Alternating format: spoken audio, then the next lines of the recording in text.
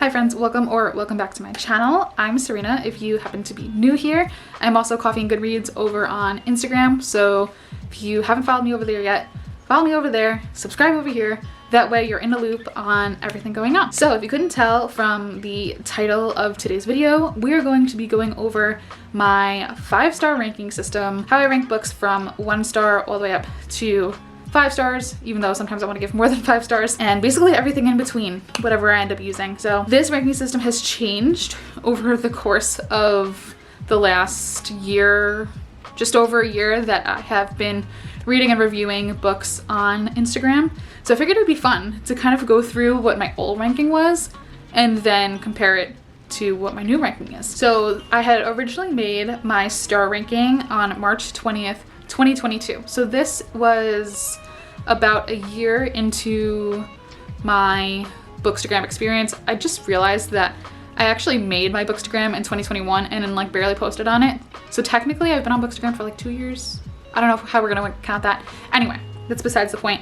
So in 2022 I made this, and for 1 star, I said, hopefully I never have to use this one, most likely a DNF. This is not really true anymore. 1 star now has been like, I read more than 50% of it and DNF'd it, or I read the whole thing and I literally would not recommend this book to anybody. I most definitely would not keep it on my shelves. It would go to a little free library. It would go to the library, somewhere where it could be donated, or I would try to sell it. I try not to let myself get to the 50 to 60% mark to say, okay, now I'm gonna DNF, because then I feel like I have to finish it. I tried to DNF anywhere between like 20% and like 35%. Within the first 100, 150 pages, I make a decision whether I want to read the book or not read the book, because life is too short to read books that we don't enjoy. 1 star has definitely changed. Now, let's move on to 2 star.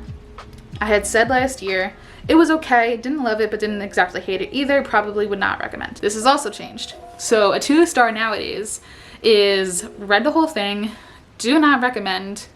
Maybe there were some points where I was like, oh, like, that's kind of cool, or oh, like I really enjoyed this one scene, but overall I still wouldn't recommend. I wouldn't keep it on my shelf.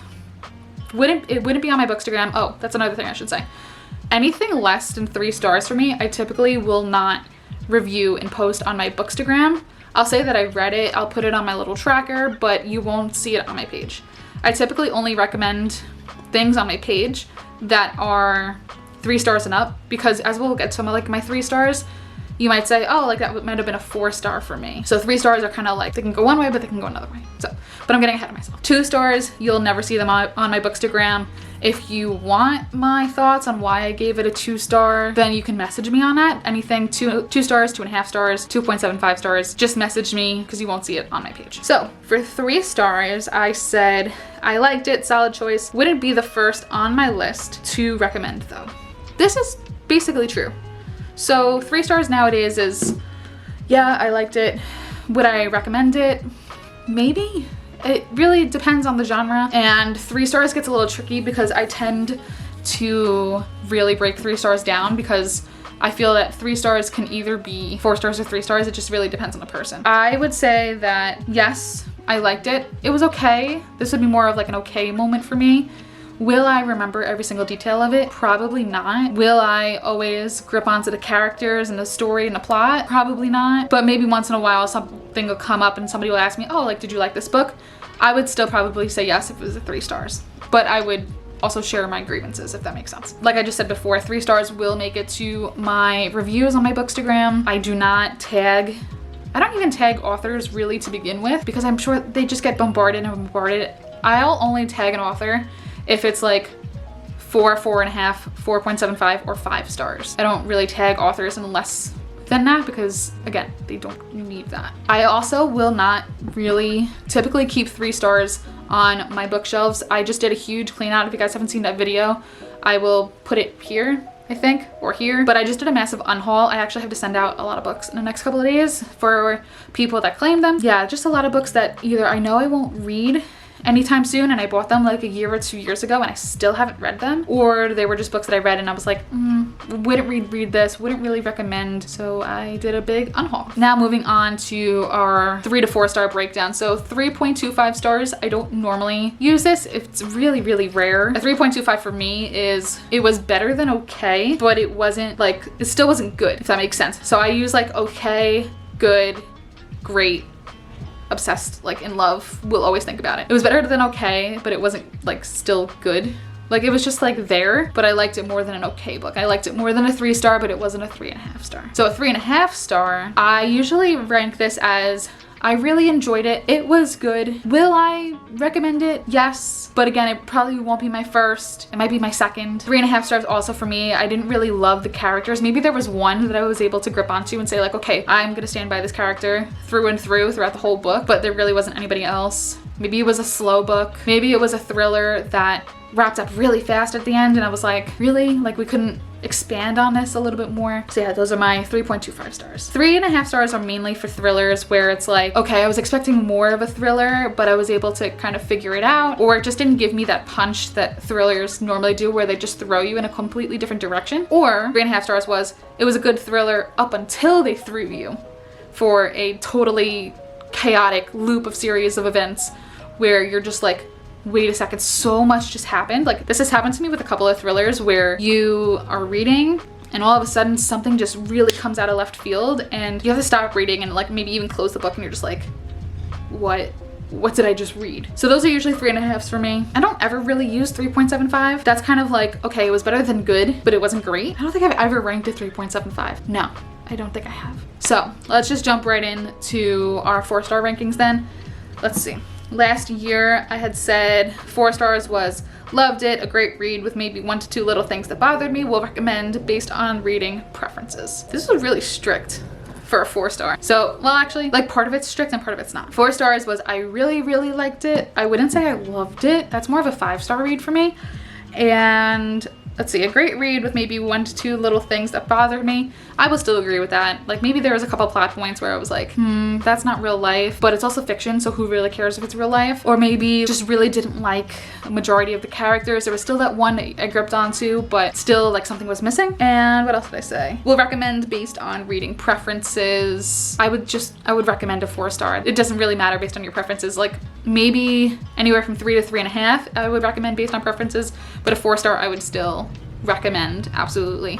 4 stars for me tend to be good thrillers, fantasy, a romance. If I didn't like either the male main character or the female main character, I usually give it 4 stars, but that's kind of rare. I've read a lot of 5-star romance novels lately, so if you want to see a video on my 5-star reads, let me know in the comments below because I can definitely do a video on that if you guys want to see like books that I consider to be 5-star reads. Again, jumping ahead of myself, let's back up. Let's do a 4.25 star. So this for me is, it was great. I really liked it. I really, really liked it, but it just didn't hit the 4.5 star mark, but it was so much better than a 4-star. Majority of the book I really enjoyed, but maybe the ending, like it left us hanging and there's no second book coming.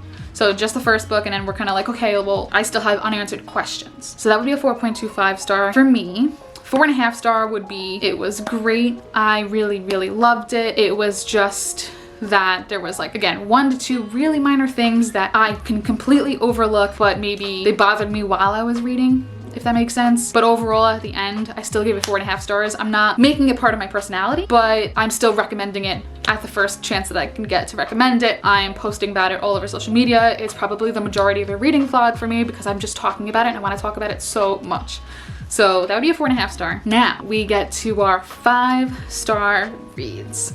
Last year, I had said absolutely loved, obsessed, will recommend to everyone and anyone no matter what genre they prefer. This is definitely 100% still true. So a 5-star read, I cannot talk about it enough. I need to post about it everywhere. I need any like collector's copy that comes out. If it's a hardcover and comes out in paperback, I will buy the paperback, but if it's a paperback and it comes out in hardcover, probably won't buy the hardcover because I prefer paperbacks personally. 5 stars, I will probably make an entire reading vlog based around this. If I predict ahead of time that it's gonna be a 5-star read, and it is, I will talk about it the most. I will post about it. Basically anything and everything that I can do to talk about this book, I will talk about it and I will recommend it to everybody. any chance that I can say that this is a 5-star read, I will say it. And it just becomes part of my personality. Like, I'll literally buy merch. If there's merch based off of a 5-star read, I will 100% pick that up also. So that is my star ranking system, from 1 stars all the way up to 5 stars. I really hope I never have to use a 1 star. I kind of sit mainly in like the 3 to 5 range. I never really rank lower than 3. And I know a lot of booktubers and bookstagrammers that are a lot more stricter than me, and they'll give out like 2 and 2.5 stars left and right, but I don't know. I find it as entertainment. I just love the journey, and I love the journey you get to go through with each book that you pick up. So that's my rating system. I hope you guys enjoyed this video and found it helpful and insightful. Let me know in the comments below if you enjoyed this video and I can make more based off of like the little minute things that I do as far as reviews and reading go, and I will definitely do that. Don't forget to like, comment, and subscribe, and turn on post notifications so you never miss a video with me. I'll talk to you guys soon. Bye.